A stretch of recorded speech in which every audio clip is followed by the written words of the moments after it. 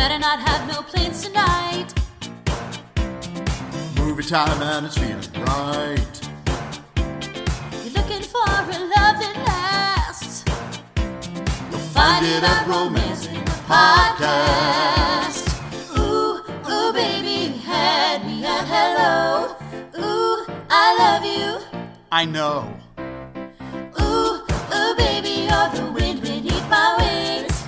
Ooh, ah, I'll have what she's having.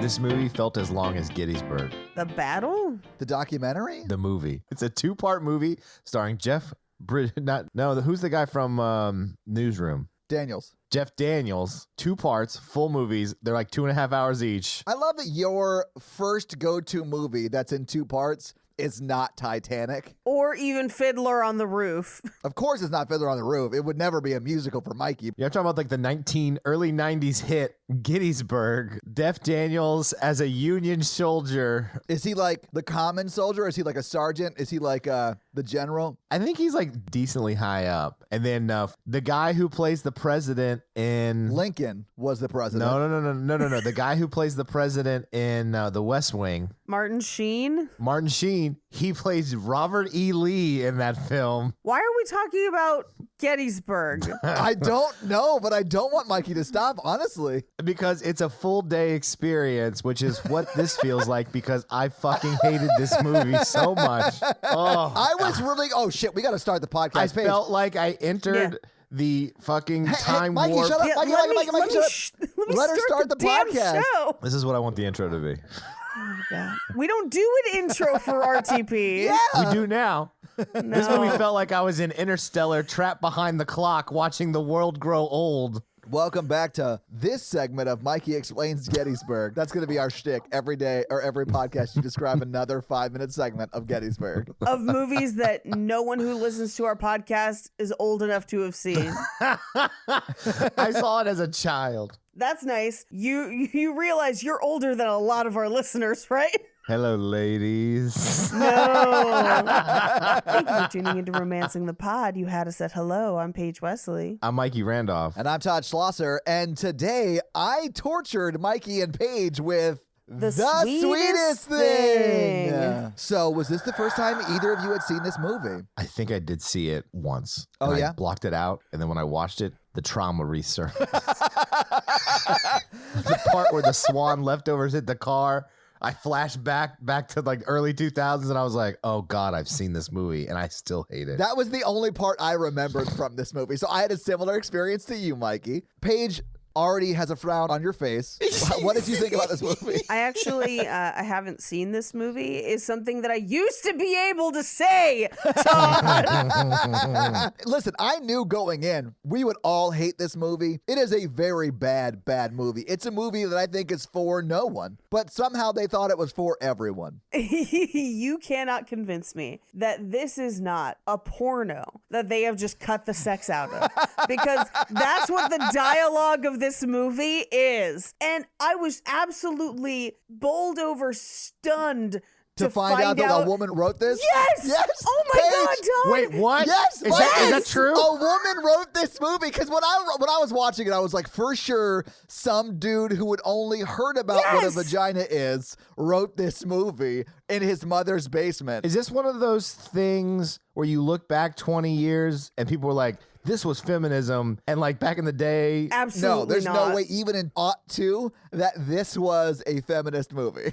You ought to not watch this. I agree completely, Mikey. Because honestly, this movie feels like somebody writing about what their fantasy of a kind of freewheeling woman would be. Yeah. But not the reality of a person that you actually would know. They don't seem like real people. It is this bizarre, explicit, but also not explicit cartoon that we're just kind of like dragged through. I'm pretty sure, and I did find in fun facts a little bit about the woman who wrote the movie, and that is that this movie wasn't really supposed to be about the romance or anything at all. This movie is 100% about quote unquote their friendship, and we are supposed to believe that they have this amazing, covetable friendship. Oh, okay. But they're horrible people. Yeah. I don't care about either of them. I hate them both. I have, and I know I am in the minority on this one, and I understand. I never really got into Sex and the City because I could not really empathize or put myself in the shoes of any of those women. Yeah, I've never lived in New York either, so like it just doesn't work for me. Like it may as well take place in space, right, Mikey? No, it's not that so much as not only do I feel like I don't know those women, I also don't want to be those women. Sure.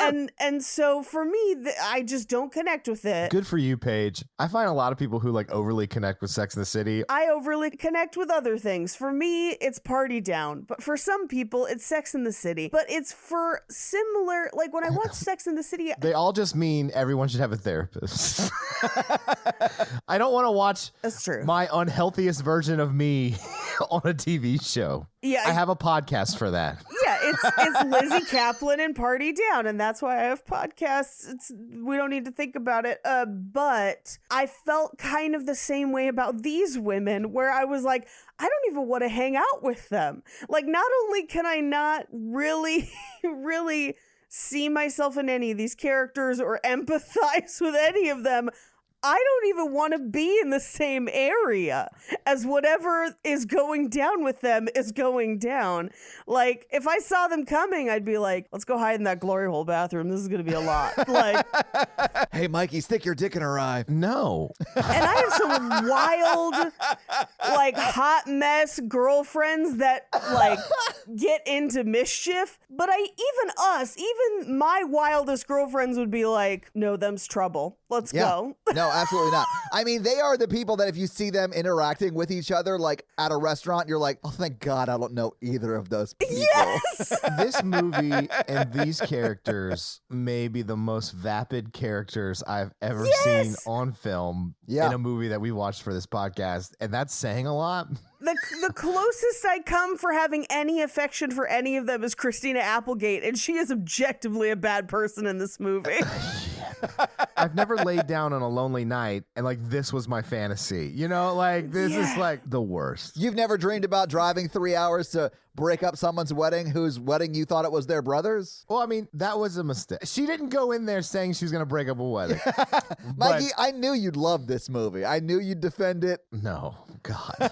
And like, just take your stupid fucking hats off and you would look fine. Like, So the things that I love about this movie are nothing that's on the screen. Like, there's nothing about the movie that I like. But I do like that the writing is in such a way that it's so bad, but it also feels like we're fucking nailing it. This is hilarious. This is the best shit ever. Yes. And that to me is hilarious. I'm going to tell you how many times I laughed during this movie.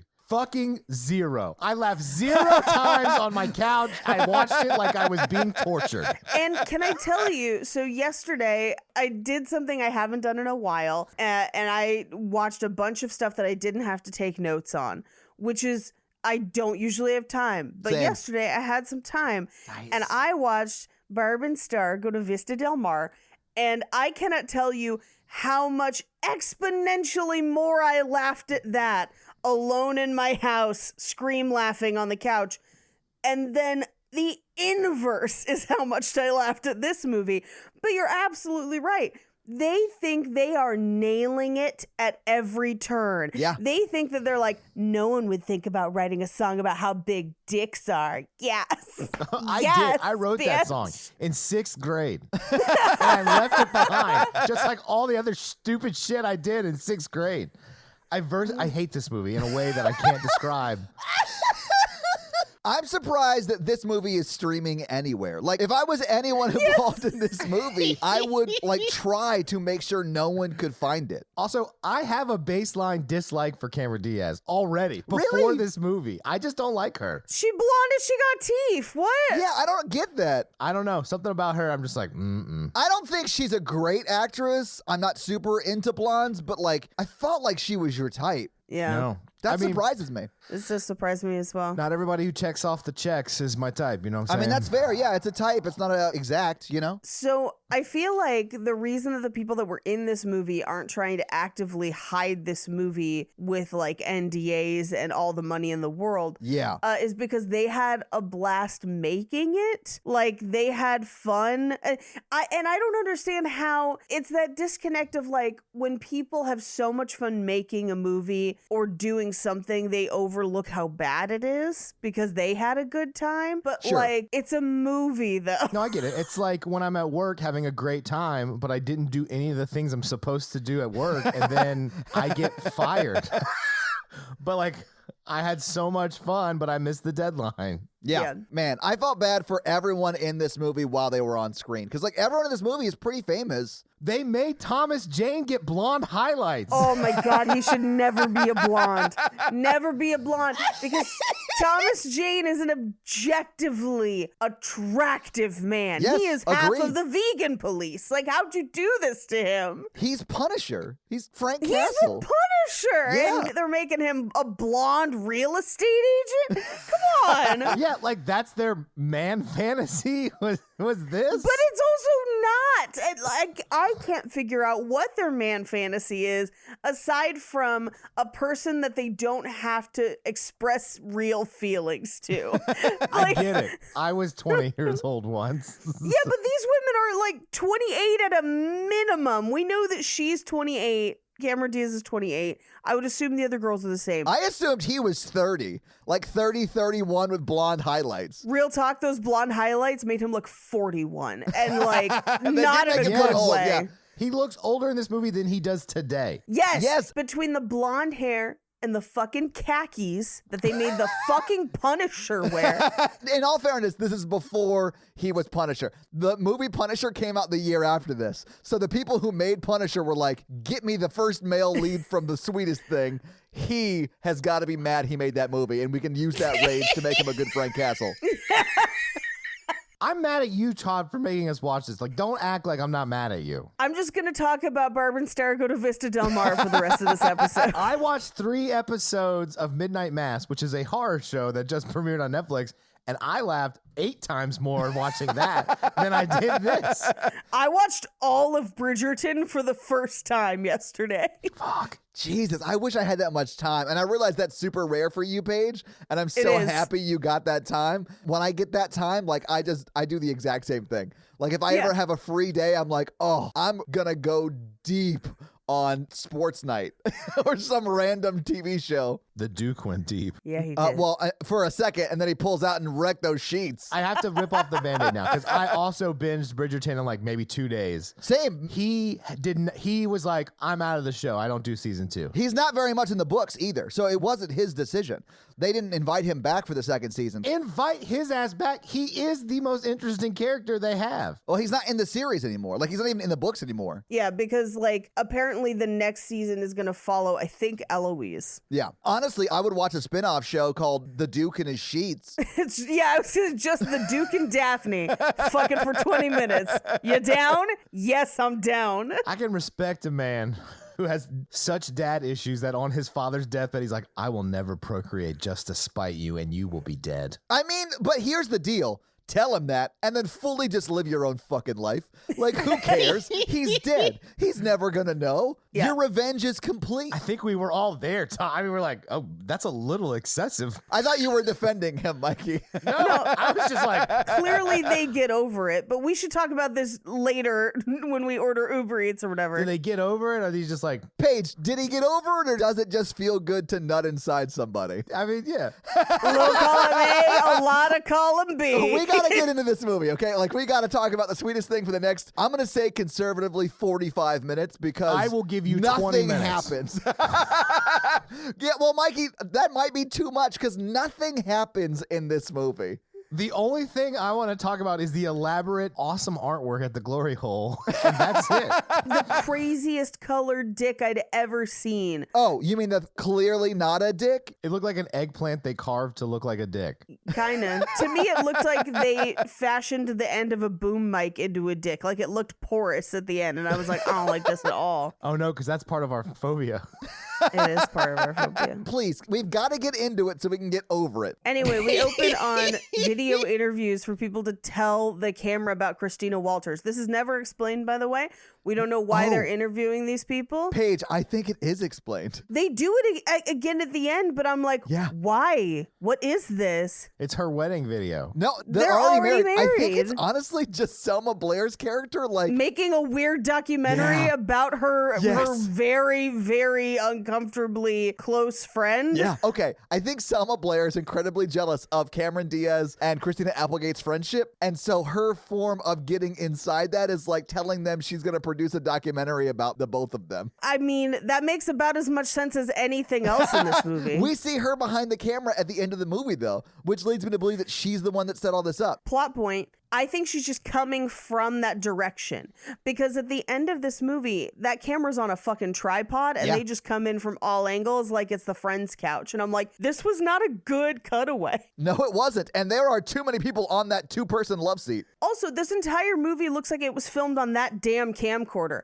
This is shot so badly. The quality of the film stock is so bad. I know. It looks like trash. It looks worse than TV looked at the time, which is hard to do. Honestly, I'm very impressed with the lack of effort they put in on every level in this movie. Oh my God. They were like, who cares? Cameron Diaz and Christina Applegate are in it. It'll pack the house. Spoiler alert, it sort of didn't.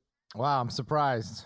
I believe at the time they were trying to make a female version of American Pie or whatever. Oof, you might be right. Timeline-wise, that works out. I think I remember watching Entertainment Tonight with my mom.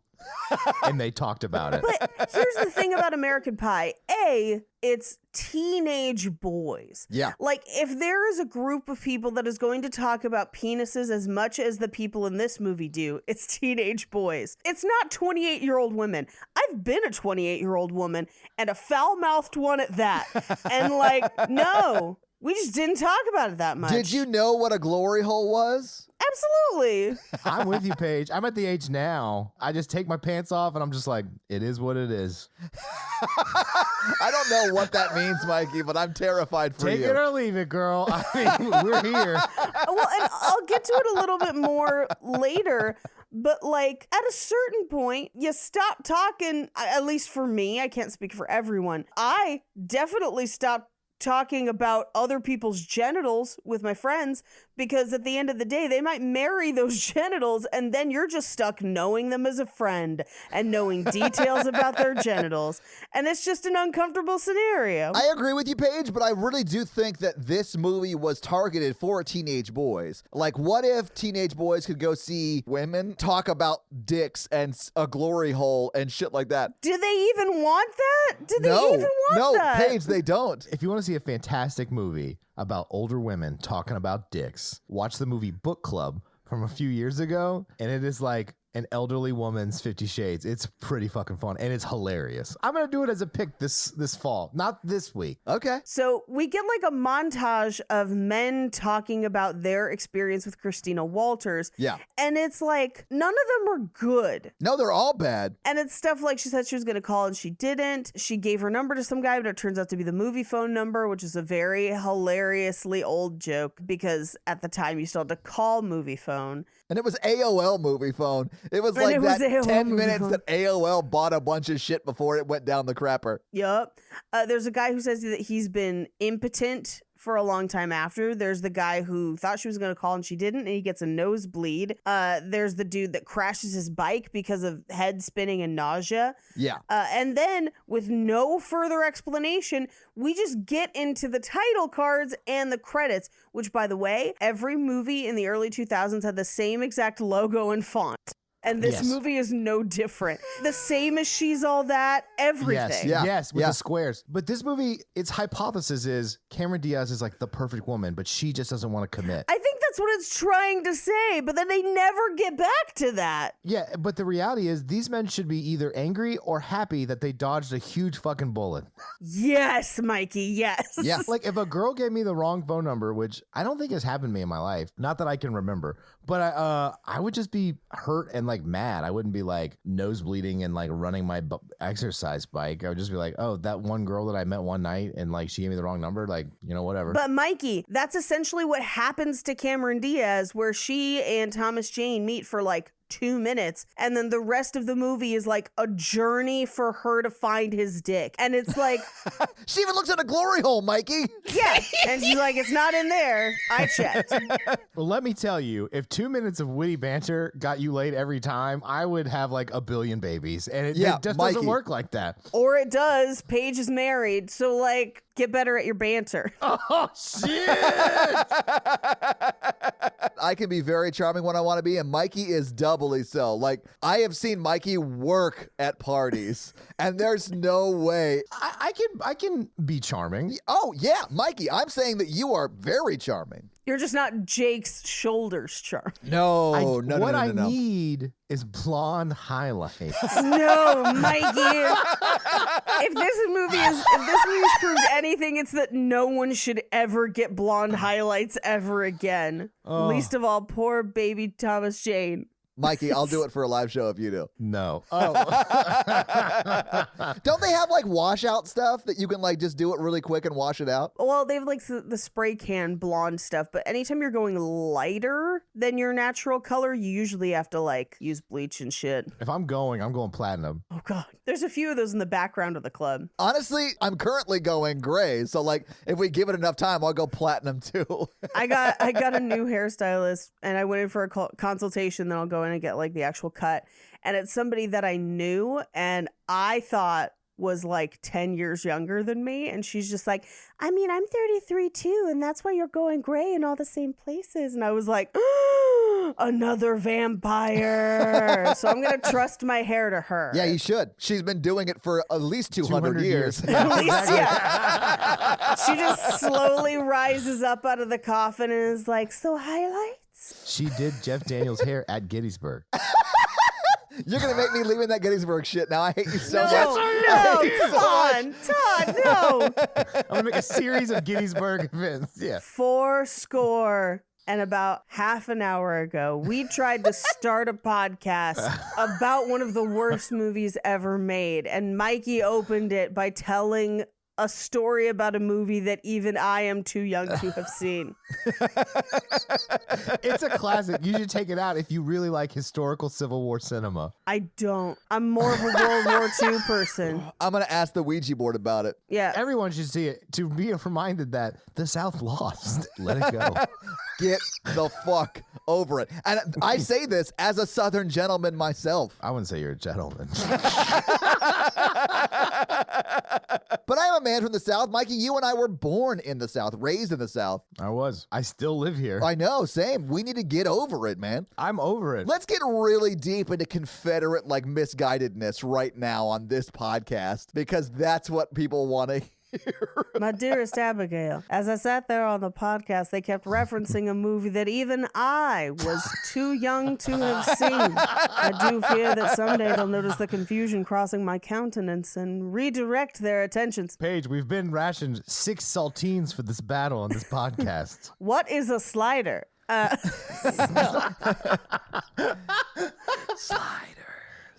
I'd like to sliders back in time and ruin this movie and stop it from being made, and then steal the Declaration of Independence. And give it to the Confederacy. The Declaration of Independence, the document that says all men are created equal. Yeah, that's going to go over well in the Confederacy. They clearly didn't understand it, even though it was written by white landowners, and that's clearly who they meant. From my understanding of history, there's a lot of asterisks at the Constitution and Declaration of Independence that didn't get cleared up till way later. Yeah, they're like, all men except for the woe men and any man that's not our color. definitely created evil. I mean, we could get into this if we want, but I mean, there were some abolitionists who signed the Declaration of Independence. I'd like to be an abolitionist against this film. What are we talking about? I love the movies where we will talk about anything to not talk about them. Okay, are we still in the club or whatever? Well, I don't think We we've haven't even gotten gotten to the club, Mikey. You keep fucking talking about the Civil War. We can't even get to a frame where Cameron Diaz is doing her bad dancing that infected every movie of this period. I do declare that we open the scene in the club.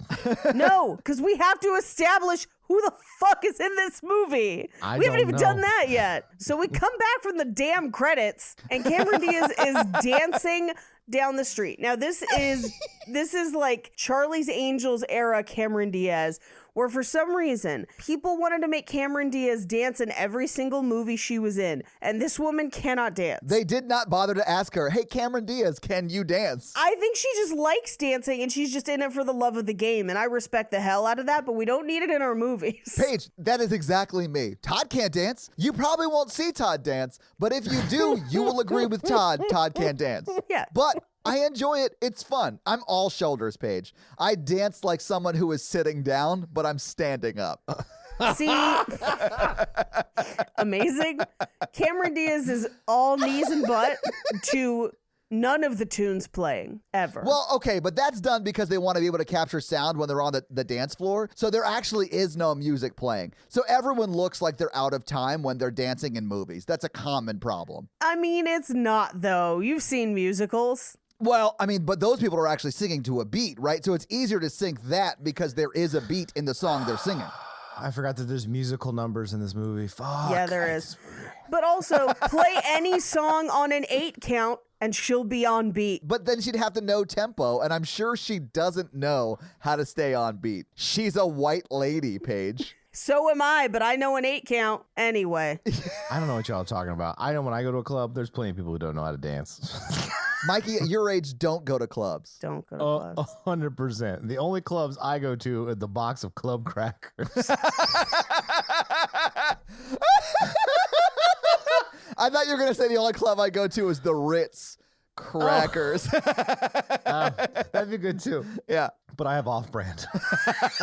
Club's great, man. They're buttery as fuck. I love them. Hey, the only clubbing I do is whoever made this movie. I want to club them to death. So she answers her phone as she's dancing, mind you, up Kearny Street. Hold on. Yeah, it's in San Francisco, which I know you know well, Paige, I do. because you lived very close to there. I did, and they used the actual address of that building. Oh, really? Yes. So the building where they shot this movie is in the movie. So I was able to find like literal actual prices Oh, for that's things. awesome. But also it's on this crazy hill that Yeah. when I was at Academy of Art while I was in high school, one of the campuses was like up one of those hills, and I'd get like halfway up it and be just like, fuck this city, man. Like, I'm moving to Los Angeles, the flat paradise. Like, I do love San Francisco, but it is sort of like this in parts. Like, it's very hilly. yeah. I went to the JP Morgan Chase conference in 2019, and I stayed at the Pacific Union Club and had to walk down to where the conference was. And it was like easy going to the conference. Going back to the hotel was so hard. Yeah. Because it was like straight uphill. Well, and we don't see it here. We see it in a couple scenes when they all go out to lunch in Chinatown. But there's a scene where Christina Applegate just like shows up on a cable car, and I was like, those only go through one part of town.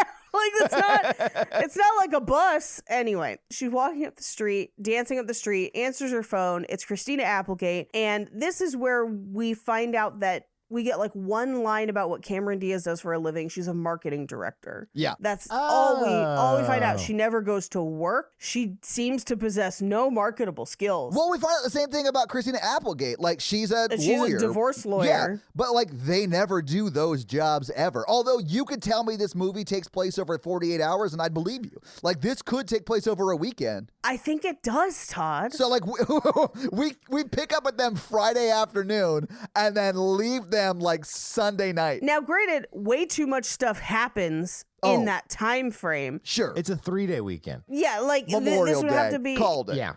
or like they took a Friday off and they like started Thursday partying and then we meet them back Sunday night, whatever. Yeah, whatever. Anyway, they meet at the top of the hill and they walk into the apartment. Now, it was very unclear to me whether they shared this apartment or not. Oh, they live together. Yes, they definitely do. And Selma Blair sort of moves in with them Oh, really? when she breaks up with her boyfriend. They don't, though, because Christina Applegate more than once goes to that apartment. Like, shows up there and is like, come on, get ready, it's time to go. Where she has been somewhere else where her clothes live. Oh, yeah. Yes. And Selma Blair is showing up there but doesn't live there, but has a key. Yeah, Because she's there exactly. when they're not home. Do you guys not just give keys to all your friends? No, No, Mikey. very few friends have keys. We don't ever give our keys to anybody who is definitely going to not last. I mean, here's the thing. In college, I lived like this. That was cold. It was. You got that key back, right? Yeah, that was the first thing I asked for. I was like, give me my key. Oof. Anyway, I would say in college or around that time, early 20s, I was way more likely to have friends who just had access to our apartment. Yeah, when I lived with like 4 other guys in college, people were in and out all the time. Well, yeah, because Yeah. 4 guys already live there, Like, Yeah. Yeah. it's going to be a shit show whether people come over or not. But these But these are are adults. these are adults. Yeah, they're almost 30. They're almost 30. You cannot tell me Christina Applegate isn't like 32 because she's an established divorce lawyer. But like they are portrayed on one hand as being successful, mature career women who have career ass jobs. You say mature, but I don't think you mean it in the sense of like they're mature. You just mean older. Yes. No, Yeah. I think she's right. The movie again sets out like these are strong, independent career women who are hilarious. Well, it tries to play both sides of the coin because it wants Yes. them to be adults who are established and have the freedoms of established adults, but then the party and dating habits of like 22-year-olds. Yeah, I mean, you're right. Oh, you mean people I date? That's your own damn fault. Mikey, I will admit that since you've been re-single, some of the best parts of my day are when you send us screenshots from Bumble and Tinder. Like, I love those moments so much. I have the best opening lines, and people are just not funny at all. Did she ever respond to your when you responded to her "I love magicians" for some reason with your comment of "Well, I can make a pizza disappear"? Did she ever respond to that? 100% no. Oh, that's unfortunate. And then I did another one where this girl was like, tell me what album makes you cry. And then I said my photo album, which was The hits keep coming. Holy shit, that's amazing. The hits keep coming. she also did not respond. And I was like, these people have no class. You don't deserve happiness if you can't laugh at that. If you can't handle me at my snarkiest, yeah. You don't deserve me at my markiest. What does that mean? I don't know, but back in the day, this is years ago at this point, when Armando was last on like Tinder or whatever, he would put something in his profile about like killing time. Like, I just like killing time. And girls would be like, killing time, what are you up to? And he's like, searching for time. Time killed my family. I'm going to hunt him down through the universe. And it literally, it never once got a girl to be like, hilarious, let's do this. But it definitely got he and I to laugh every time he sent it. So I That's love the it. thing. It's like, I'd rather just go for the joke, which I guess is the problem. I mean, it is until you find the person that's like, that's hilarious. I hope so. Anyway, Yeah, I wasn't quite in the mood to watch a romantic comedy today. this is not a romantic comedy, Mikey. No, this movie is This is an abomination. just visual torture. It's like what they show in Clockwork Orange when they hold his Pin his eyes open. open. This is the intimidation crab's punishment for not finishing your crab rangoons. So, okay, I've seen this listed in many places, but it's considered a romance comedy and or romance road trip. There is a road trip in this film. It's only 20 minutes a road trip. It's only a 30-minute movie, Mikey.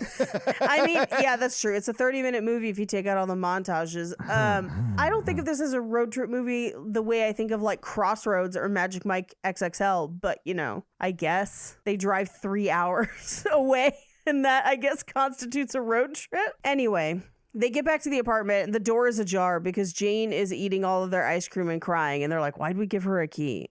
Yeah, Mikey. And they tell her it's her fault for making herself too available. And I'm like, I hate this already. Yes, because she tried to commit to someone. I love that their instincts when their friend's boyfriend of almost a year breaks up with her is to be like, well, clearly it's your fault. Yeah. I thought that was bonkers. What'd you do, Selma Blair? What'd you do? And there are things that happen at the end of this movie that make me believe that she knows how to keep a man happy. Selma Blair has no gag reflex? Yeah. Exactly, Paige. Yes. They blame her for it and tell her to stop reading this like dating tip book or whatever. And then they proceed to give her the worst advice I've ever heard. Where they're basically just like, hit it and quit it, baby. And then eventually you may not want to quit it so fast. And I'm just like, what are you saying? What they're saying is 100% have sex with everyone until you find someone and settle. Like that is exactly what that is. Till you get tired of having sex with everyone and then settle. AKA Mikey's game plan. I don't like where this is going. Although Mikey's game plan is have sex with everyone until one of them gets pregnant and then Steal the baby. yeah, and then call Child Protective Services for some reason, get that person thrown in jail, and then baby. Oh my God, that's a an horrible elaborate plan. Can you go over it again? No, you came up with that plan. That is 100% your plan. That's not on the podcast. That's not canon. It is on the podcast 2 episodes ago. You should really fucking listen to the podcast. Yeah. Anyway, she basically tells her, treat every dude like he's Mr. Right now. I demand a recount. What are you, Arizona? Tough tits, Arizona. Anyway, they decide that they're going to go out for the night and tell her to basically treat every relationship as if it is transient and then hope that one of those people will want to stick around, which is a horrible plan. Yeah. Yeah, that's not healthy. No, it's not, Mikey. There's a big vulnerability problem with all of these people. Huge. I would say that if you're not interested in any sort of long-term relationship, go ahead, but make that your stated objective when you are entering into those interactions. If you are eventually interested in a long-term relationship and you start out by telling somebody, nah, we just gonna dip hips and I'm out, then you can't expect success for the long-term relationship part of that because you sold a different bill of goods to somebody. You were not honest and vulnerable with them. Mm-hmm. Anyway, they go out to the club and the bouncer knows them and lets them all in. I love the line is like, hey, and he's like, shut up! Like he's like, he like verbally assaults the line, and I don't know, but that's the only time in this movie I laughed. Yeah, that was the only time I laughed as well. And then after that, it was a sea of belly chain low-rise halters. Like everyone was wearing the same outfit. Yeah. And it's bonkers. Fashion, baby. Yes. So as she and Christina Applegate, aka Courtney is her name, are dancing on the dance floor, dudes keep trying to come up and dance with them as if it's the middle of a dance circle at a wedding and they are 60-year-old men, where they're just like, yeah, we're doing the monkey, we're doing the circle, and you're just like, what is happening? They dance like kung fu people because they call out their moves every time.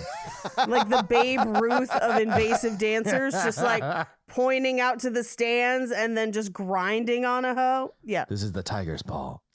60% of the time, it works every all time. the time. So they decide to leave the dance floor as they do their weird karate chop it up dance on their way out. I think that was to cut through the crowd. Got it. Yeah, I mean, either way, it's dumb. Yep. They tackle Selma Blair onto a waterbed because this was a time in which some clubs had beds and waterbeds around. Wait, really? Yes. There's a Sex and the City episode about a club that has just beds. That was like an actual famous club in New York City that had beds, and you would have like cocktails in bed. It was like this whole thing. Okay. And it was kind of a weird fad for a moment, but it was right around the same time. That's I wouldn't wild. have cocktails in my own bed. I spill a lot. And Mikey, I don't believe that your bed is a water bed. Any bed's a water bed if If get you it try wet hard enough. You hear that, Conjuring 3? I thought you were gonna say if you're doing it right. Yeah, with the hose. But you don't want to waste that water. We're in a drought. I don't call them hoes.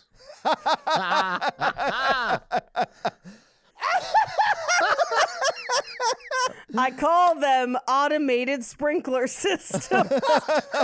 I flip the switch, they turn on the waterworks. I wish it was that easy. Todd Page, I'd like you to meet irrigation. So Selma Blair's character Jane is not having a great time because no one wants to talk to her. And they're like, there's plenty of dudes here. And they like sweeping gesture like Lion King, like Every dick the disco ball touches could be yours. at which point Courtney, Christina Applegate, this is going to get confusing because their names are so... Anyway, Courtney... Well, of course, Christina Applegate's name is Courtney, but Cameron Diaz's character's name is Christina. Yeah, which is It's bonkers. infuriating. Stop it. Yeah. I didn't learn their names. That's okay.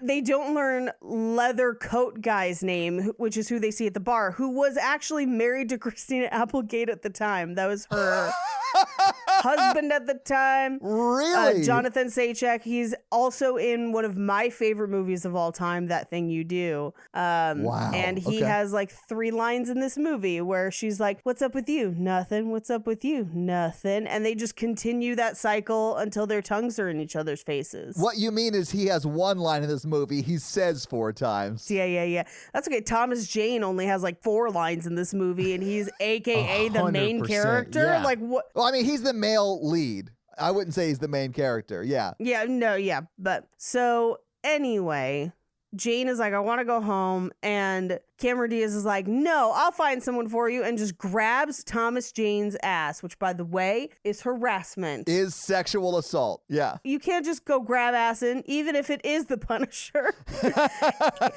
I know he's the Punisher, but you can't just go grabbing it. So she does it to get his attention and tries to introduce him to Jane, and he's just like, hold on, you grabbed me without asking me. Yeah. You groped me, and this is not a Subway. Stop it. He does eventually give her his foot long, though. Yeah, eventually. But not on screen. Nope. Wait, do they even kiss? I guess they do kiss on screen. They kiss. Yeah. They Oh, kiss, yeah, and they- she says he's a bad kisser. Yeah. Oh, so funny. He pulls a Todd. Well, that's just hurtful. You've admitted it on the show. I haven't admitted that I'm a bad kisser. I have admitted that Natalie told me that. Yeah. Well, she didn't exactly say that. She said it's interesting, which What do to you me think equals interesting bad. means? yeah. Anyway, so while she and Thomas Jane are arguing, Selma Blair sees a dude from across the club who's just like, hey, you're cute. And so she pieces out. Yeah. Immediately. And they don't notice because they're so into each other already. Oh, chemistry. The chemistry of grabbing a butt and spilling a drink on somebody. Yeah. Back in the early 2000s when sexual assault could be a meet cute. It was more of a meat, M-E-A-T, Oh, yeah. cute, because she was grabbing That them. butt meat. Them ham hocks. We cut back to Leathercoat Guy and Courtney for a second, which they're still stuck in the like, what's up with you? What's up with you? Todd, you can answer this for me. Okay. How hot is it in a club when you wear a leather coat? Oh, shit, Mikey. I can answer that for you. It is very hot. That guy's not even sweating. I would be sweating. Ugh. Yeah. That should be my new workout plan. Is just go to clubs dressed in like layers like Todd. Oh, and Mikey. just sweat it all out. At our age, we should never go to clubs. Like, let's not do Yeah. that. Go there, drink, crap the booze out, and we'll be ready to go. I won't even drink. I'll just be like dancing. I'll be like, I'm here to lose weight. Just doing Zumba moves. The cover's cheaper than a class at the gym. Just sweat pouring off of me on my leather It coat. is aggressively not cheaper in Los Angeles. Anyway, that's why we don't go to clubs. Yeah. And our clubs are like Broadway clubs, Mikey. That sounds terrible to me. Yeah, I don't want to do that. I don't know what you mean by Broadway. I am assuming it's all theater children's. Let's just say Kid Rock owns a club on Broadway. It's like the honky we have to go. No. Paige, this is not a made-up story from that bar. Someone took off their colostomy bag, swung it around, and got shit all over most of the patrons there. That happened at Kid Rock's bar here in Nashville like 2 months ago. Here's a real story about a bar near my house. Drake Bell of Nickelodeon fame showed up and said he was going to buy everyone drinks and then left after they already That's had their hilarious. drinks and everyone had to pay for their own drinks. I'd rather have someone lie about buying me a drink than shit thrown on me. Oh, absolutely. So I think Nashville bars are worse. Justin Timberlake just opened his bar up at Broadway. Okay. What's it called? It's called Please Forget That I Was Also Complicit in Britney Spears' Conservatorship. Yes, but the cocktails are fire. It's a weird name. Yeah, Subtitled yeah. Janet Jackson's wardrobe mistake was really my fault, but the media focused on the victim of it. Yeah, exactly. Yeah. So we cut to the bathroom at this establishment. No colostomy bags in sight. But this movie is like being thrown shit on you. Yeah. Shit being thrown on you? Yeah, whatever. I can't talk. Regardless, Cameron Diaz and Christina Applegate are staring into the mirror as they're kind of talking to each other about what their next moves are. And literally a girl is just eye feasting on Christina Applegate's boobs. And she just turns around and is like, they're fakes. And then continues her conversation with Cameron Diaz, which their conversations are plentiful and meaningless. But in this one, she's like, I think you're kind of into that guy whose butt you grabbed. That is the thrust of the scene. But the comedy page, if I dare say it's comedy, is that the women of this bathroom start molesting Applegate's boobs. Yeah. Because she's like, they're fake. You want to feel them? Here, feel them. And then it's like 4 women are like molesting her while she's having this conversation. It's so strange. Comedy. But it's scenes like this that made me think I was like a teenage boy wrote this. Yes. No, absolutely. Yeah. That's why when I saw it was a woman, I was like, what the? Really? Here's the thing. Have I had other women come up to me in the bathroom and ask to feel my boobs? Yes. Did they think they were fake? Also, yes. Has it happened since I stopped drinking? No. No, it is not.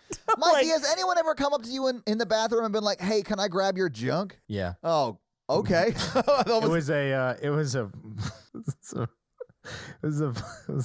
highway rest stop. Oh, God.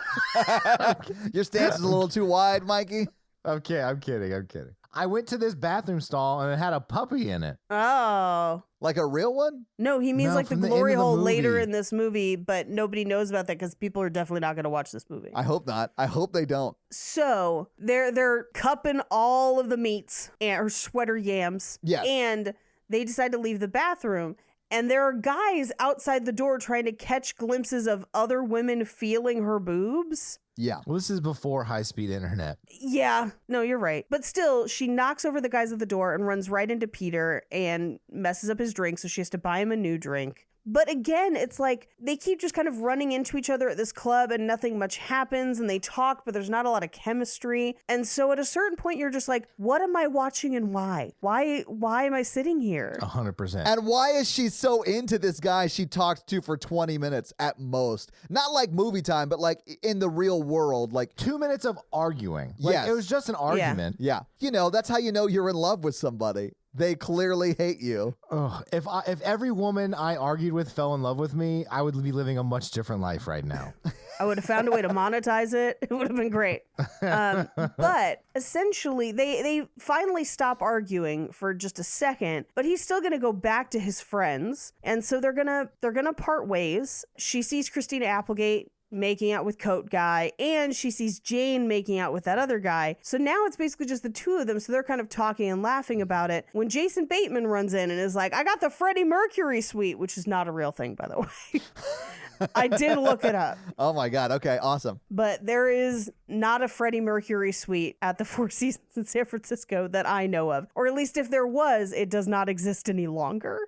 But the party kind of travels away from her and he's like, hey, you can come. It's because he's getting married this Saturday in Somerset, which is like 3 hours north. So wait, does he invite Christina Applegate to his own wedding? As a joke, yes. Like, which is why the flip later in this movie makes no sense. That is bonkers. Because he actively tells her it's his brother's wedding. It's this weekend. And he kind of is like, yeah, you should come. He tells him it's his brother. I thought no one said which one was getting married. And I was like, oh, it's a misunderstanding. No, I think he says it's Jason Bateman's. He does. Oh, so he's like a dick. Yeah. Yeah. Well, and he's jokingly like, you should come. Haha, bye. I thought he was talking about come to the Freddie Mercury suite. I think he is, but then he gives a lot of details on a wedding that she is not invited to and doesn't care about or wouldn't. Or shouldn't care about, right? Yeah. Yeah. Well, and it's his wedding. Yeah. Why would he? Oh, I don't know. This whole thing's bad. I mean, he is a engaged, about to be married man flirting with Cameron Diaz at a bar. Yeah. And like inviting her back to a party. And a hotel room. Yeah. That's the sweetest thing. Oh, God.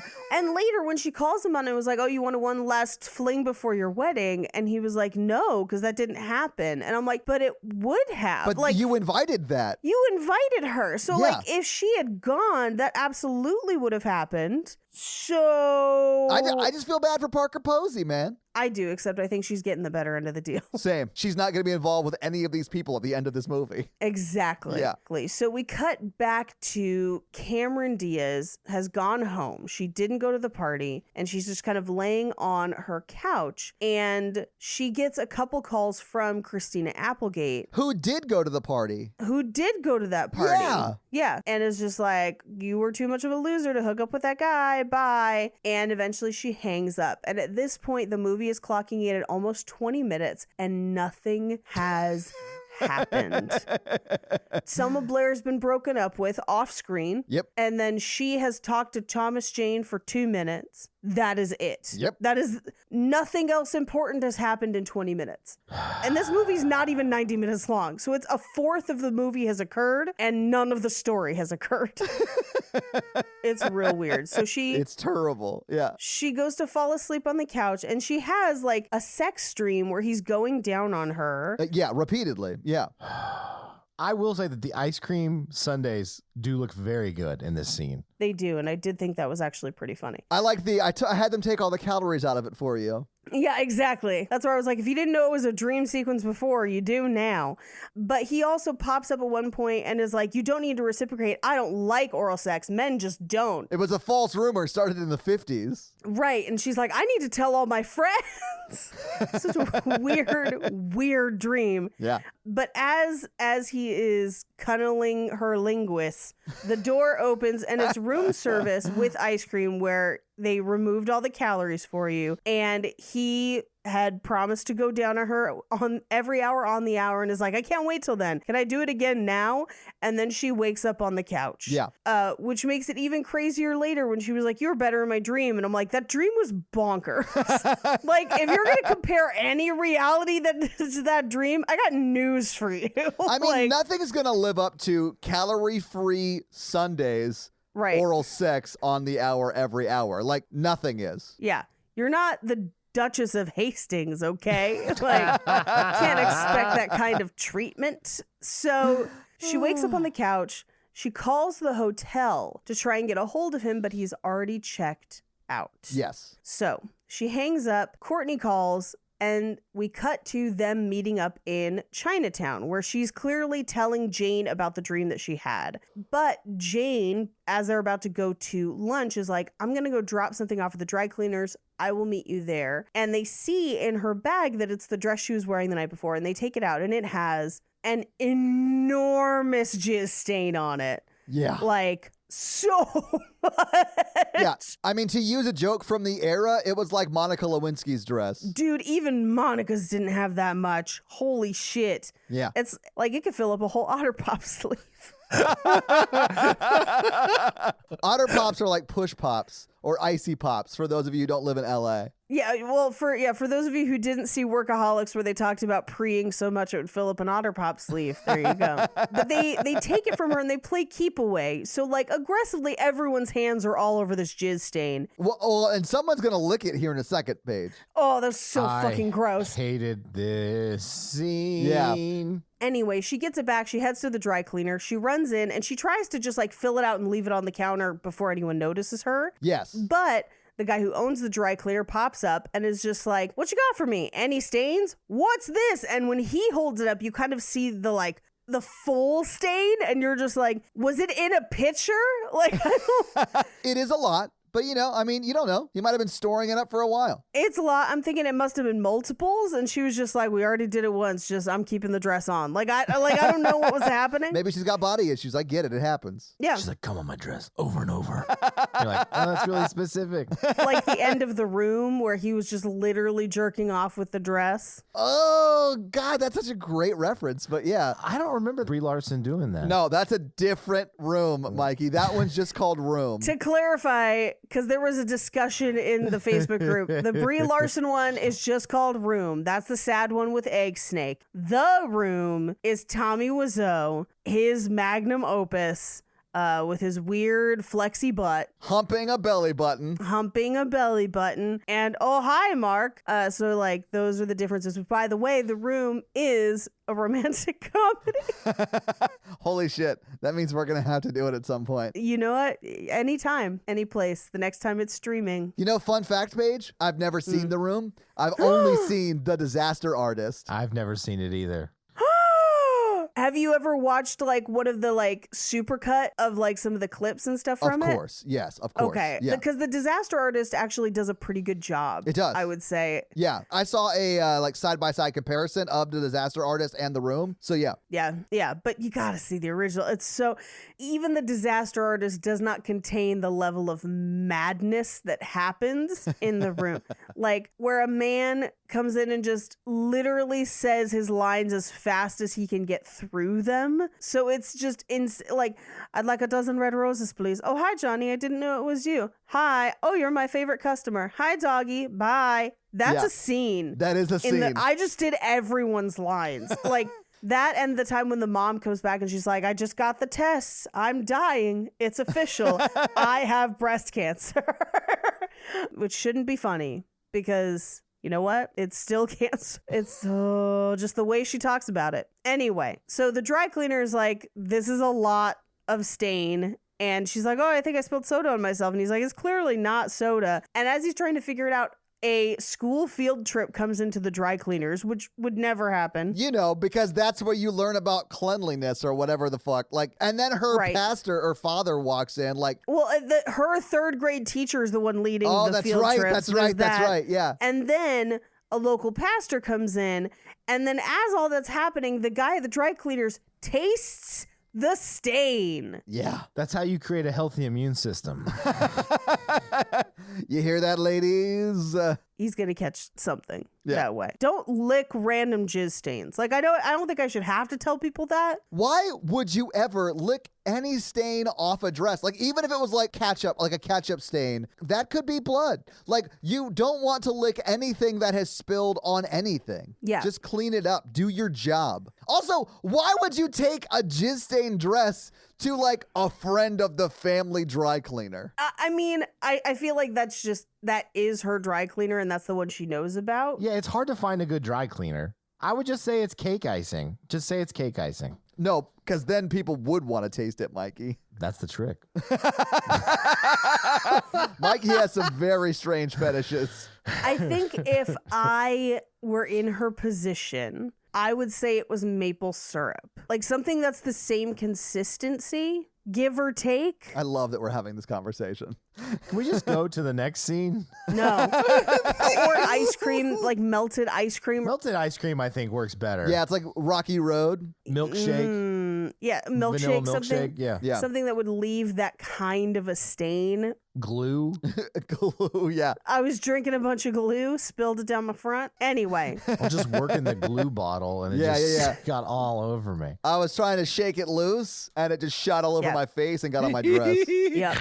So we cut to the Chinese restaurant where they're eating, and essentially Cameron Diaz is like, yeah, I'm still kind of like hung up on that guy from the other night, and I tried to call the hotel, but he wasn't there, so it's a missed connection. And so she's clearly obsessing over it though. And they kind of, as they talk through it, are like, well, what could we do to remedy the situation? They're like, we could show up at that wedding. Yeah. And that kind of becomes their their plan. Goal. Yeah. Yeah.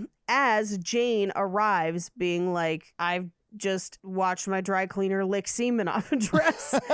And now I just have to go on with my day. That is all I would be talking about the rest of the day if that happened. Absolutely. Yeah. I'd be like, Mikey, you'll never believe what I got someone to do. So they kind of grill her about the guy who's responsible for the dress stain. Yeah. And she's like, yeah, it was like average-ish girth. And they're like, but what did you tell him? And this starts them screaming and moaning in the middle of this restaurant about, oh my God, your penis is so big. And they're like pretending their glasses are penises. They're all yelling about it. They're disturbing the diners around them, except for one guy who whips out a keyboard in the middle of the restaurant and starts playing Right Said Fred's I'm Too Sexy, which they then sing a dick song to. I hated this. Hang on. That wasn't in the version that I saw. What? Yeah. Where did you guys watch it? Netflix. I watched it on HBO. It did not have that scene. I have an explanation for this, Todd. It's two different cuts because the scene that Mikey and I saw was cut from the US version. Oh, God, I watched the longer version? What the fuck? Hang on. Is it called the penis song? Yes. Okay, let's watch it.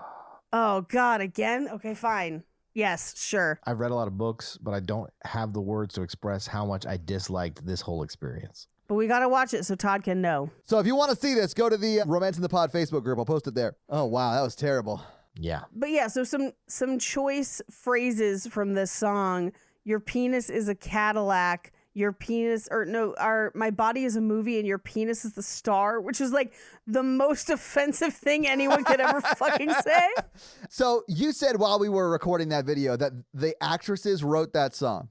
Yeah, I'll get into it in fun facts. Okay. Let's It talk does about it get then. cut from a number of versions, which is why you didn't see it. Thank God I didn't see it. I would never watch this movie again if I saw that. I am so pissed that it was not in the version you saw. Anyway, we cut to a driving range where Jason Bateman and Thomas Jane are playing golf. And their grandfather. Yes. And they keep hitting balls at the guy in the ball collector cart, which is very, very funny to me. But even in this scene, they're speaking as if it's Jason Bateman that's still getting married. Yeah, they are. And they're not having to fool anybody. It's just the audience. No, exactly. That's why I don't like this movie's terribly written. Yeah. And I do think the best acting of the movie is in this scene because you've got two like great actors. Like Thomas Jane, Jason Bateman are amazing, but they are far outshined by the guy in that ball catcher. He is losing his mind, and I believe it. I am not an animal. He was amazing. He was the best part of this movie. I think one of my favorite parts of this movie is that Jason Bateman is clearly playing the same role that he played in Dodgeball. Like, it's the same character, just like these movies share a universe. And Cotton needs new shorts. And like... And also, Jason Bateman shouldn't have a beard. No, it's a bad look. When I saw him, I was like, really? He could find a woman to marry him? But no, he couldn't. That's why it was Thomas Jane's marriage. Yep. Anyway, they have a golf club lightsaber fight. Which I did buy. Like, brothers would do that. Absolutely. Yeah. I didn't buy that their grandfather would be so aggressively aggro about not missing their grandmother, which is like... My grandpa was like that. Oh, man, that's rough. I'm starting to understand a lot of your specific issues. Yeah. We cut to Cameron Diaz's apartment where we hear, by the way, the soundtrack of this movie, 10 out of 10. Movie of this movie, 1 out of... No, because technically the penis song is on the soundtrack, so it is a 1 No! out of 10. Because in this scene, as we like open up in Cameron Diaz's apartment, as Christina Applegate's trying to wake her up, is Ben Folds. Yeah. And it's like 90s Ben Folds. Like, Yeah, it's like- good shit. Yeah. Well, and in the club scene, they're playing Jamiroquai Little L, which is one of my favorite songs of theirs. Yeah, it's great. And then later, they play Ursher. Yeah, they do. Well, the 90s had just great music. Yeah. It did have good music. Pick it up, 2020s. Anyway, she wakes Cameron Diaz up because she's like, no, we're going to that wedding. Like, let's go, get ready. And as they're doing that, Selma Blair comes out of the next bedroom as if she, like, asking for Tylenol, as if she has, like, sprained her bajingo. Bajingo Unchained. her vulva. Yeah, but she is holding herself like she's been destroyed. Yeah, like that penis was a foot and it kicked her in the crotch. Not a foot long, but like an actual foot. Yeah, with like a soccer cleat on. Just like, Oh, she got toe pinched. yeah, she got toe picked. No, I mean, if it was Mikey that was her boyfriend, it would have been just his toes pinching her. Well, her body is a movie, and my toes are the star. Your toes are the Ooh, it's about to get digital. Sorry. Ooh, Digit. Digital, get down.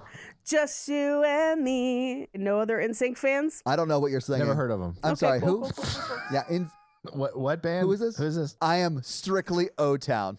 Okay. So in this scene, this is also where she has that theory of 50% of what people say when they're joking is true. Which it triggered me. I know. That's why I brought it up. Are you triggered because that's not true, Mikey, or because it's true? I can't tell because you're making a joke about it. It's not true. It's not true. I don't give a shit I about know. Gettysburg. I think there are some jokes that are rooted in truth, but not all jokes. Yeah, absolutely. Absolutely not all jokes, no. So anyway, they get in her car. They're driving 3 hours north to this wedding, and they smell something gross in the car. And what they find is like a foil takeout swan full of maggots, which is disgusting. Yes, which just tells you that not only are they garbage personality-wise, they're also just garbage people in general. Yeah, or at least Christina Applegate's character, because it is in her car, right? Well, okay, so here's what I can't figure out, because when I watched it, I thought they threw the foil swan out, and then happenstance, an actual bird hit their car. No, it's the same one. No, it is the foil swan, but Yeah. that physics, though. That physics does not work. Correct. No, it does not work. I will tell you, in college, I did pull a slight prank on a girl I knew. Hello, Heather. She listens to the show. She drove a Ford Ranger with like a toolbox. What was her license plate number? I don't remember that. It was green. It was green, though, I think. Okay. And then I had bought a whole chicken, but it had gone bad. Oh, I hate this already. And so I put it in the bed of her truck as like a joke. Oh. I was like 20. This is a long time ago. 22? Between there. Anyway, when she was driving home, it rolled under the toolbox. Oh, God. And I Forever unclean. forgot about it. I forgot about it. Like a month later, she was like, there's something wrong with my car. I'm sure she did think that, yeah. And she's like, there's a smell in my car. And I was like, what? That's weird. And I was like, you got the old chicken I put in the bed of your truck out, right? Like I put there as a joke. And she's like, what are you talking about? Oh, It was hilarious. did she hate you forever? No, we're still friends to this day. Heather, you are too nice. You can do better. She listens to this podcast. That's how good of friends we are. Maybe she should leave a review and reference how she really feels about that chicken story. I laughed for a long time about that. It made it longer than a month. It was so long that I had forgotten I had done it.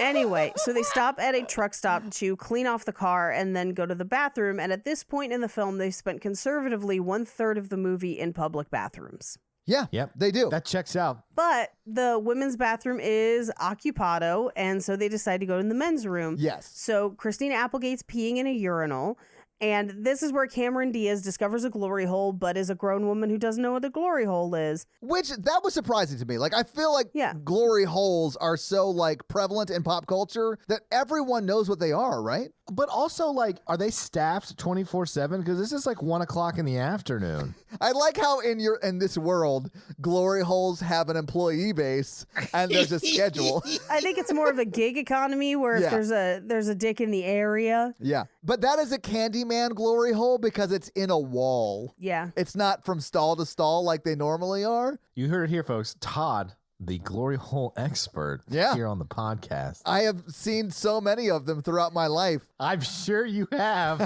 I know you think that's funny, but like I'm an adult man who has been in adult restrooms. Like Yeah. I've seen glory holes, Mikey. I have been in plenty of restrooms. I have not seen that many glory holes. I've seen maybe 2. Oh, you did not play the clubs I played growing up, Mikey. Yeah. Ooh. Yeah. I've seen my fair share. But Oh, I'm sure they're prevalent in comedy clubs too. yeah, absolutely. exactly. I would say the scariest one was when Todd saw that glory hole and a hard candy just flew out of it. And like, Honestly, that would be scary though. If you're like going to the bathroom, like sitting down, taking a poop, and the candy gets pushed through the glory hole and lands at your feet, that is equally terrifying. No, it would just be me on the other side pooping and be like, I've got an extra Werther's Original. Do you want some? Click, click.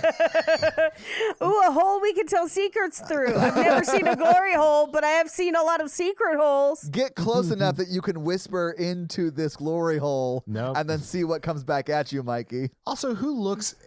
Let's take the concept of glory holes out. Like, let's pretend they don't exist. Yeah. Who would actually, like, go up to, like, a hole into the unknown and in any wall and be like, what's in there? Because spiders and stuff. Spiders! Yes, Mikey! Exactly. Yes! Absolutely! And here's the thing. I wouldn't even want to sit on that toilet because the hole would be at my back and then the spider could crawl out and be on my back. So, like, if I went into that stall and saw that hole, I'm fucking out, man. I am outie 5,000. Yeah. But it's okay because Christina Applegate's about to ruin the plumbing of this building. That has to have been the plumber working on those pipes. And he saw, Yeah, there's a that was woman in sticking this his glory dick hole. through. And he stuck his dick into Cameron Diaz's eye. Yeah, but so as that's happening, Yeah. Christina Applegate tries to flush the urinal. It explodes. Oh, It God. basically bathes them in a wave of piss, and she thinks it's hilarious. Well, it's not piss, it's water. It would have smelled a lot like piss, I mean, Todd. you're probably right. Yeah, water or not, there was some piss in there. That is non-potable water. That's fair. So we cut to them outside, and Cameron Diaz is literally pouring saline into her eye directly. She's trying to clean that dick out of it. Trying to clean that dick out of Yeah, I it. get it. Meanwhile, we cut back to Jane, who is at work, who works in like high-end retail, and a person in an elephant mascot costume shows up, and it's apparently our girthy dicked fellow Yes. who injured her bajingo earlier that day. But his job is to dress as an elephant at a children's hospital? Yes. That's not his job. I think he was volunteering. I think he was volunteering, giving free trunk rides. He's about to give Selma Blair a free trunk ride. I think we all know he's just a furry. Yeah. And he's just easing her into it. Yeah. Yeah, exactly. And he's like, someday we'll get her a fursuit, and then it'll be one happy fur family. He's like, give it to me good. An elephant never forgets. About 9/11. Let's talk about it. 9/11 was the year before this came out, guys. So he definitely hadn't forgotten at that point. What I'm saying is they were probably filming it when it happened. And he was like, I'll always remember this day. He was in the elephant suit like, oh, I'll never forget this. This is a historical event that will never be irrelevant.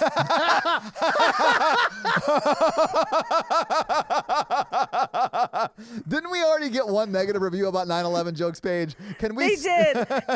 I didn't make the joke that got them triggered, so it's fine. Whatever. Robert Patterson made the joke. Pattinson, you God son damn of a it. bitch! You legit can't remember his name in a movie about 9/11. And you never forget, Mikey. Never forget. Team Jacob. Anyway, let's go. So Jane's at her job, getting that free trunk ride. Meanwhile, we cut back to Christina Applegate and Cameron Diaz changing, and They're really just taking their clothes off because they're wet yeah, by the car. by the car, and they reveal that Cameron Diaz hasn't done laundry in so long that she's wearing granny panties, but also a bikini top, like not a bra, a bikini. Yes. And that Christina Applegate hasn't done laundry in so long she's wearing men's boxers.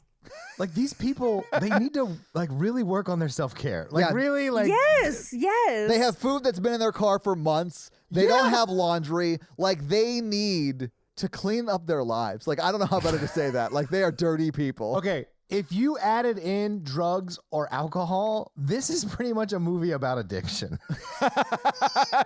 Mikey, there is alcohol in this film. Yeah. So they start singing the Pina Colada song for no good reason, and they sing almost the whole damn song. We cut over to Jane, who's having sex with that elephant at work, and her boss has showed up. He's back and hella racist for some reason. Oh, yeah. Like, for no reason. Wait, he said a racial thing? Yes, he's like, I'm gone on for 2 seconds and it's Indonesia in here. And I'm like, first of all, what did Indonesia ever do to you? Yeah. Secondly, that doesn't even make sense as a joke or a comment or anything. It was so terrible. I didn't even take it as racist because I was like, what does that mean? Yeah. You were like, what was going on in Indonesia in 2002? Like, Was there like a coup or something? And he was thinking that she wasn't doing what he was supposed to? No idea.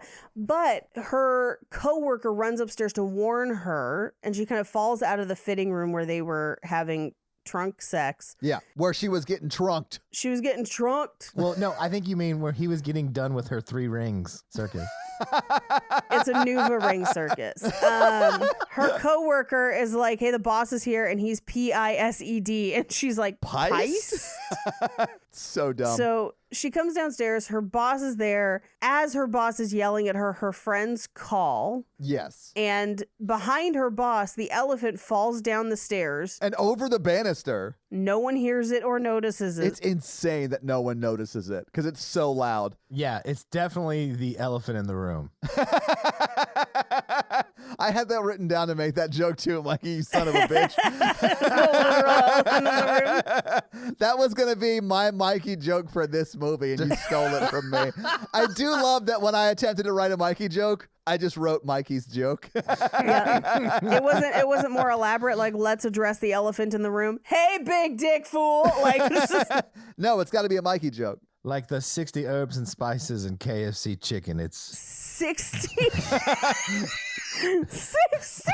I'm thinking how spicy that would be, because Mikey, at a certain point, at 60 spices, you have to start including spices that don't even make sense.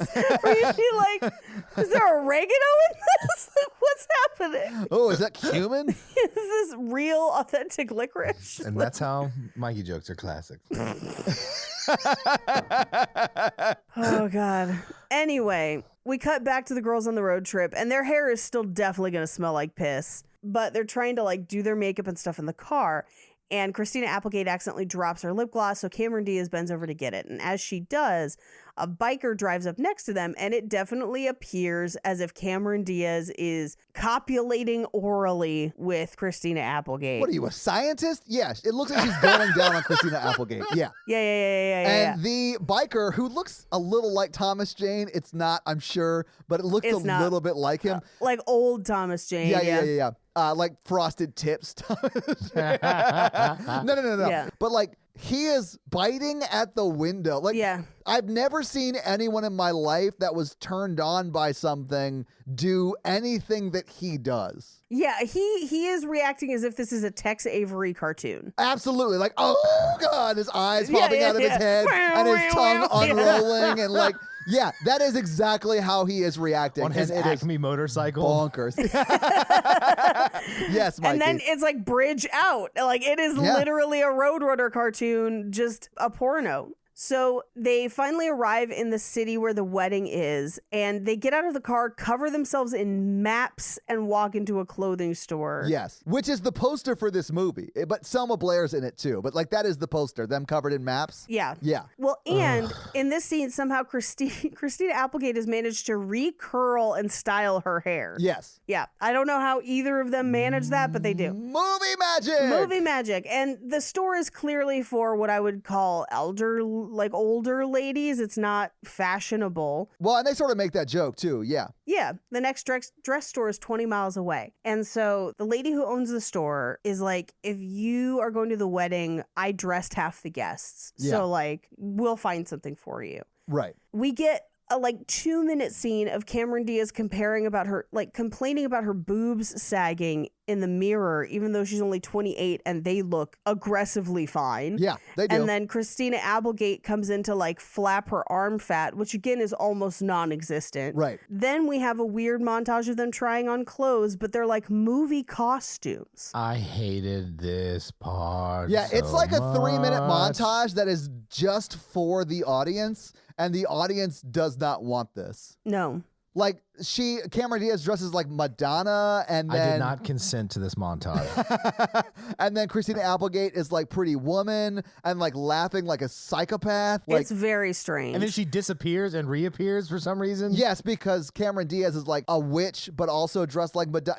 It's insane. And they redo a bunch of this montage for the like post credits, Yes. as if we needed to see it twice. Well, I think it's just like outtakes from that montage, but yeah. Yeah. And at this point, we are 50 minutes into the movie. Oh my God. A movie that is not even 90 minutes long, and nothing has happened. Because literally, all that has happened is Selma Blair is broken up with, jizz on the dress, she meets Peter, they decide to go to the wedding. Yep, that's it. Hijinks ensue. Yep. So they both end up in some very strange outfits, but they look passable enough. As long as they take the hats off, like Mikey said earlier. Yeah. So they walk out of the store, and at first Cameron Diaz is like, we can't do this, we gotta go home. And Christina Applegate's like, yeah, okay, let's go home. And I was like, what? Especially because she sits down on a bench that has Peter's face on it. Yeah. So now she like knows his phone number because it would be on that ad. Yeah. Or at least his office number. I mean, she could get in Yeah. touch with him easily. Yeah, and so at this point I was like, yeah, maybe you should go home because this seems like a fucked plan. But no, they go to the church. They sneak into the wedding. Yeah. Cameron Diaz sneaks back out to go to the bathroom and runs into Parker Posey, who is the bride, Yes. having a panic attack. Like you do on your wedding day. I did not. I ate a tri-tip sandwich. And so, I mean, I've been married. I didn't have a panic attack on my wedding day. yeah, And it didn't work out. I should have. you should have tried eating a tri-tip sandwich. That would not have fixed the marriage page. Everything is better with a tri-tip sandwich. Oh, I'm though. not So, saying like, I wouldn't have enjoyed one. I'm just saying Yeah, it wasn't yeah, yeah, required. yeah. Yeah. Yes, yeah. If your first dance would have been to the penis song, I think it would have been better. What was your first dance to? I have no idea. I'm starting to think maybe you married that wrong person. Yeah, Mikey, I had that thought a year after I got married. Oh, this makes me so sad. It's an inside. Well, cut that out. That's not funny at all. And or keep it in, because it's actually kind of funny. And just think, like a year after that, she met a nice mannequin that made her feel all better. Oh my God, Mikey, the mannequin girl Is a literally completely was like different girl. 10 years after the marriage. I don't fucking care. Anyway, I keep forgetting. That we're friends? Yeah. anyway, so back to this movie. So, Todd's divorce story is more funny. Than this movie? Yeah. I mean, anything is more funny than this movie. Swinging a colostomy bag around a room is more funny than this movie. So she kind of calms Parker Posey down, and she's going to go out and get married. But my favorite is as she leaves, she just turns to Cameron Diaz and is like, get off my dress. Because she's like standing on the train. I love Parker Posey. She's in a lot of stuff, and she's always a value add, man. She's always great. Yeah. So Cameron Diaz comes out of the bathroom, but she's trapped in the bride's room because the doorknob falls off, and Cameron Diaz can't figure out doorknobs, apparently. So meanwhile, Christina Applegate is waiting for her, and there's a kid that won't stop staring at her, so she's trying to distract him. And my favorite is at one point she just goes, oh, look, it's Jesus, to get the kid to turn around, which is pretty fun. But also in the groom's room, Peter's getting ready, and he and Jason Bateman are slapping each other to get ready, but it's still portrayed as if it's Jason Bateman's wedding at this point. Yeah, it does look that way. Yeah. Cameron Diaz climbs out the window. She and Christina Applegate meet back up. They're going to climb back into the ceremony, but they have to go through like the front. Yeah. And it's locked because you lock the front door during a wedding. Yeah, I mean, I don't know. It's so Anyway, dumb. this is how we find out that it's Peter's wedding, and he sees her as they kind of like accidentally knock something over and interrupt the wedding, and then they make a run for it. They're Yeah. like, bye. The wedding proceeds as normal, except that both him and Parker Posey seem pretty nervous, and she's breaking out in like a full-on rash. Yeah. She's like getting hives or whatever. And they never address it, so I'm like, I don't know if she just had hives that day or if that's supposed to be her nerves. I think it's supposed to be her nerves, but that doesn't happen, right? No, that does happen. You can break out in a stress rash. Yeah. Okay.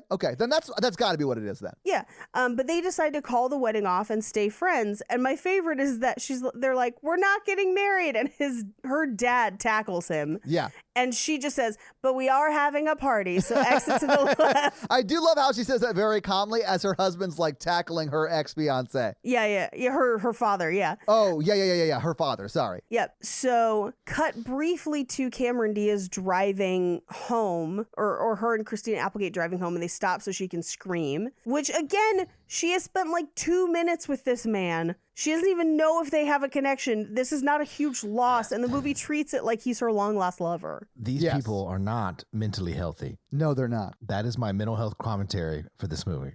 Yes. So we cut back to the reception where we find out that the wedding was like 30 grand and they have to cash in the honeymoon tickets so she can go scuba diving in Bali. And she'd met someone online named Ricky. So it's one of those things where it's supposed to make you feel better about the fact that they broke up. It's fine. They're cheating on each other. Yeah. Yeah, it's fine. It's fine. Ugh. Meanwhile, the girls drive home and we cut to Cameron Diaz being like super sad about it in her apartment or on the way home, and they get to the apartment and the police are there. Oh, I forgot about this. Fuck. It's not just the police page. It's the whole town. Every Yes. profession is there. Every, Yep. I don't know, every ethnicity. It was just like, I don't know what to describe it as. It's weird, but what we find out is that Selma Blair's mouth is stuck on that guy's giant dick because he has a piercing and it's behind her tonsils. I did look that up for fun facts. We'll talk about it later. So Okay. they can't get it out, and so they want her to sing so that it'll vibrate her tonsils so that it'll loosen up so she can take it out, which is like not at all, no. I think if you're looking for medical accuracy in the Sweetest Thing, you're looking at the wrong place page. I mean, that's true. But so they end up singing Don't Want to Miss a Thing from Armageddon, and they sing the entire song. Yeah, it feels like it at least. Yeah. They do. They sing the whole song. I hate it. They finally pull her off his dick, and then one of the guys starts in with Leanne Rimes' How Do I Live Without You? Yeah. We cut to 3 weeks later. They're at lunch with an unnamed character as of yet, swapping stories. We reveal that it's Christina Applegate's new serious boyfriend. Yeah. And then we never see or hear from him again at all. Well, the movie's almost over at this point, believe it or not. Yeah. Even though nothing's happened, it's almost over. Yep. Bear with us. We're almost there. Meanwhile, Cameron Diaz is reading that love book back in the apartment. Yes. Peter is hanging out with his brother just long enough to get an Alestra joke in, which, by the way, Alestra was already like 10 years old joke-wise when this movie came out, so Oh, it's an wow. extra old joke now. Oh, wow. So we reveal that he's going to Costa Rica for some reason, and Jason Bateman replies with some super sexist and racist jokes about women in Costa Rica. Oh, yeah, it's not great. Nope. It's bad. Meanwhile, the woman in the clothing shop that dressed them for the wedding is putting her mannequins out, and a car just like picks one off. That was the second time I laughed in this movie. Same. Because her reaction to that is so genuine and just like lovely. I loved her reaction to it.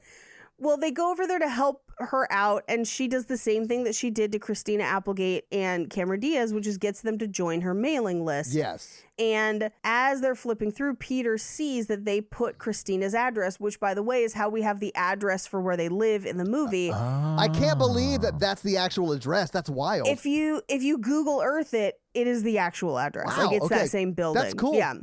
Yeah, it's crazy. So we cut back to the apartment where Cameron Diaz is like reciting passages from this book. Oh, man. And Oh, yeah, like read the 10th commandment and they read the 9th one and she's like, no, the 10th one or whatever. yeah, it's real stupid. But they decide to go out to the club again, kind of like they did for Jane. Yeah. And she's dancing on the dance floor, and one of the creepy dance dudes comes up and dances with her, and he asks to take her out, and she says, oh, give me your card, I'll call you. And this is where we get Ursher's You Got It Bad. Yeah. Another hot soundtrack take for a dog shit movie. That song. Yeah. Such a good song. So good. But so she basically chases after that guy and gives him her number. Or tries. It's not successful. It's fully not the point of No. the movie either. I was like, No, this it's is not. what is happening. And then he just is like, God, I was just trying to get laid. Forget it. And it's like, wow, that's a terrible, like, it's all bad. All of this is bad. Yeah, it is. They go home and find Peter asleep on their doorstep, and Jane and Courtney go inside, leaving Cameron Diaz outside to talk to him. At which point he's like, why were you at my wedding? And she was just like, Why were you the one getting married? Yeah. She doesn't say that, but she should have. She should have. Regardless, she basically just lets him walk away, and then she goes inside and is like, no, I need to be brave. And I'm just like, you were just crying about him, and he showed up. Why? What? Yeah. So she runs after him. He had bought flowers and was coming back to try and like give it another go. Yeah. And they end up kissing on the sidewalk. And she's like, oh, that was bad, Yeah. but you can try again. Oh man, I felt so seen in this moment. And then she was like, you were better in my dream. And I'm like, that's a crazy thing to say. Also, I don't think he ever once kissed her mouth in the dream. So maybe she was just like, maybe you should just go down on me. Yeah, I don't know. Have you tried my other lips? She takes the flowers, and it looks like she's going to go inside and leave him. And we cut to his video of him being like, yeah, I know Christina. She made my life a living hell. And then she has a dog puppet over the couch, and we reveal that they're together and married. Yes. And they're filming this for something. I don't know. But we do get a close-up of that wedding photo where Jason Bateman, as his brother, is looking at Jane's butt. Yeah. In the photo, which is pretty funny. And if you look at it, Jane's head is aggressively photoshopped in that. Yeah. And that's the movie. All right, so having seen the movie, having talked about the movie, give me some final thoughts about The Sweetest Thing. I hope this movie never darkens my eyeballs again. I hated this movie. This is so bad. I envy you for not having to watch the penis song until we made you watch the penis song. And if you want to watch me watch the penis song, go to the Romancing the Pod Facebook group and you'll see the video. I'll post it. I feel like usually when we watch a bad movie, it's like so bad that we can laugh about it. Yeah. But this movie is so bad that we couldn't even laugh about it, which is like a different level of bad. I don't think anyone should watch this movie. I hated it when I saw it, and I wanted to make sure. Why did you pick it? Wait, why did you pick this movie? We didn't talk about this. Why? Because I Googled the phrase worst romantic comedies of the early 2000s, and it was like number 3 on that list. And I was like, oh, I've seen that movie. 1? It was terrible. I don't remember. I'm not looking at the list right now. But I remember I was like, this is the worst movie I've ever seen personally in this genre. So let's make them watch it. This is my Remember Me, Mikey. I don't even want to talk about it. I'm not going to defend that. This Remember Me is way better than this movie. Oh, it objectively is way better, and it is still a terrible movie, yes. But that's just how bad this movie is. Do you guys think they're still together? Who cares? I hate everyone in this movie so much. Honestly, the only person I like is Jane because she's got some special skills. I think, much like the leftovers that they kept for far too long, this relationship will go on longer than it should. Oh, yeah. And then it's going to splatter across the windshield of their lives. Yeah. I like that metaphor. So poetic. But Paige, do you have some fun facts for us? I do. Well, here it is with your fun facts. Deep Penis, throat, fun facts. Fun facts. So, as I mentioned a couple minutes ago, we have her actual apartment building address, and it is that real building from the movie. Yeah. And it currently has no vacancies, but the last apartment's rented for between $3,000 to $6,000 per month, depending on how many bedrooms. Okay. If she was a marketing director and Christina Applegate was a lawyer, I bet if they lived together, they could afford it fine. Yes, exactly. Because from the one sentence about it in the movie, she's a marketing director, which in San Francisco starts around $120K to $250K. Yeah. So astonishingly, especially if at least one of them is sharing that apartment, they could afford it even at the $6,000 mark. Yeah. I couldn't find out if the tonsil thing was true, but I did find like a WebMD kind of like advice article called "Can Her Tonsillitis Harm My Sex Organ?" And it turns out not likely. So you're welcome. I'm not a doctor. Definitely see one if you're in that situation, but the doctor on the internet said you're probably fine. I'm so glad that this podcast has made you Google these insane things. I love it so much. So, the penis song. Yes. The 3 leading actresses co-wrote the penis song, but the performance was edited out of the final cut in the US, but is now back for streaming versions. Great decision. Yeah, additionally, when Jason Bateman makes that offensive joke about Costa Rican women, it had to be changed and removed for the film's release in Costa Rica. The movie allegedly is based on Nancy Pimental's relationship with her best friend Kate Walsh. That's all the information I have on that, but God, I hope not. God, that sounds like a terrible friendship. It does. A third of the film's budget was Cameron Diaz's salary. Yeah, that doesn't surprise me. And we'll talk about the budget here in a second. Cameron Diaz was attached to the project from the very, very beginning of development, but the project had to wait on hold while she completed Gangs of New York and then Vanilla Sky before making this film. And finally, the purple elephant costume is, in fact, Ella Rue from The Wuzzles, an animated television series. And those are your fun facts. Well, thank you for Thank those you. amazing fun facts. Let's talk a little box office.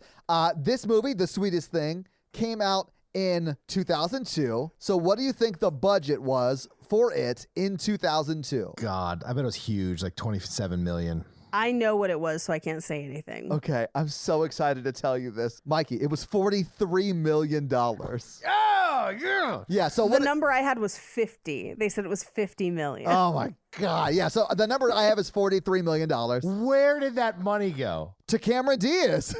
We just talked about that. If you adjust it for inflation, guys, that's $65.3 million for this movie. And as we said earlier, it looks terrible. So I bet they just paid for the talent on the screen and nothing else. They could have sent so many people to school. They could have fed people. They could have fixed all the pipes in Flint before it became a problem, and it would not have been an issue, and just saved us all our time from watching this batshit horrible movie. Yes. Yes. Let's talk about how it did in the theaters, though. So it came out the weekend of April 12th, 2002, and it was number 3 the weekend it came out. It was beat by Changing Lanes, Panic Room, of course, The Sweetest Thing was number 3, Ice Age was number 4, and The Rookie was number 5. What do you think it made in its opening weekend? I'm going to say 15. Okay. I'm going to say 18. Okay. Guys, it made $9.4 million. So it was man. third. I mean, the best movie only made $17 million. I mean, keep in mind, this is 2002. Yeah. So, like, inflation has gone up a lot since then. I mean, if you adjust for inflation, that's $14 million, $14.3 million. I don't know, but there are movies back then that made a ton of money. I mean, yeah, Yeah, but they they were were great good. movies, Mikey. It's true. It's absolutely true. All right, so I don't always do this, but I want to do that with this movie. So again, it made $9.4 million. The next week, the week of April 19th, it was 7th in the theaters. And I think it's because people had seen it and they were like, oh my God, don't see that movie. It's terrible. And it dropped to $5 million at the box office. So it had a pretty significant drop off after that. That checks out. That Yeah. checks out real good. Right, as it should check out, right? Because it did terribly. It was in the theater for 6 weeks, though. But its last week, it only brought in $156,000. Okay, so what do you think it made in its domestic box office run in 2002? $15 million. I actually know, so I will have to recuse myself. Okay, so it made $24.4 million. So if you adjust for inflation, that is $37 million. I bet they spent a ton on marketing because they were so sure this was going to be a hit. Yeah, so they did spend a ton on marketing, I'm sure. The general rule of thumb on marketing is it's as much as the budget for the movie. So if you don't 2x the budget, you're losing money on a movie typically. That's not always the case. That's a good general rule though, right? But Mikey, this movie did make $38.6 million internationally. So it made a total of $63 million at the worldwide box office. And remember, its budget was $43 million. So if you're just looking at budget, no marketing, it did make money. Your face is exactly how I feel about it. I hate everything about the sentence, this movie made money. Yes, agree. But that is your box office. Cool.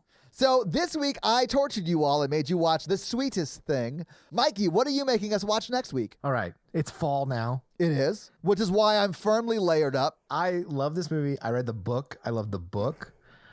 It's got Rabbit Patterson in it. Pattinson! Pattinson! You dyslexic bastard. And I say that as one. It's Water for Elephants. Oh, I've never No. seen this movie. Keep it with the theme of the movies. I remember people saying that the book was really, really good and that the movie was absolute dog shit. Uh-huh. Oh, great. It's way better than this movie. And I mean, I thought the movie was okay. Okay. The book's really good. Your homework this week is to read Water for Elephants and then watch the movie and see if it holds up compared to the book. Yep. Yeah, so Mikey, do you have a review for us to read? No, I almost forgot that we did that. I know. It's almost like we never do it every week. So let me tell them how they can have their review run on the podcast while you look one up. And that is simply to leave us a review. That's all you got to do. And we'll have Mikey read yours too. Mikey, whose review are you going to read this week? Oh, we got a bunch of them. We did. Yeah. I think we're close, if not at 250 right now. 252. Nice. All right, cool. So we got more since yesterday. Evil-Minded 15 Okay, cool. says winning combination. Nice. This trio couldn't be more perfect. Agree. I have listened to many a podcast that after a while the hosts become a little grating or annoying. I could listen to you guys go on for hours and not have a single complaint. Keep it up. 5 stars. Oh, well, thank you so much, Evil-Minded thank 15, you. for that amazing 5-star review. We really appreciate it. It didn't involve me giving anyone cancer, so it's a win in my book. You set the bar pretty low there. Mikey, I believe you started that rumor, so you set the bar pretty low there. I don't know what you're talking about. Still want to see if we can get the Surgeon General to reach out. So if you want to have Mikey read your review, leave us a 5-star review. I do want to point out that we are ending this recording at 2 hours and 13 minutes, which is aggressively more than the runtime of the movie. But you can cut out 30 minutes and make our own mini Gettysburg episode. If you want the Gettysburg cut of this episode, it doesn't exist. Don't ask me for it. I'm never going to give it out. Taking it to your untimely war-torn grave. So, yeah, guys, if you like this power throuple that we have here on this podcast, make sure to check out our other podcast, The Horror Virgin, and that is the only other podcast that Mikey and I are on, but Paige gets around, and she is on 2 other podcasts, Black Card Rehab and Cult Podcast. So, guys, definitely check out those because they're amazing. If you want to follow us on social, we are at Romancing the Pod Show. Yes. On Instagram, and we are at something else on Twitter who I just have never taken the time to learn It's just Romancing Pod Show because they have a character limit and it's show SHO like Showtime. So guys, check that out as well. And if you want to follow us all individually, Paige is at Rampage Wesley everywhere, including TikTok, except for Twitter, where she is at Paige Wesley. Mikey is at MRandolph24, and I am at Todd J. Awesome everywhere. And guys, we got a P.O. box. So if you want to send us some love letters or whatever you might send to a P.O. box, it's actually not a P.O. box. It's like a regular street address. It's pretty awesome. It's 6688 Nolensville Road, number 108-34, Brentwood, Tennessee 37027. So send us some stuff. Yeah. That's going to be it for us, you guys. I'm Paige. I'm Mikey. And I'm Todd. And you complete us. To completion. Toodle pip. Your body is a movie, and my penis is the star. Oh, bye. Girth Brooks. Girth Brooks nerds. Mikey, have you ever had someone hold their pelvis the morning after having sex with them? No, that would involve me spending the night. All right. I'm going to end the podcast there.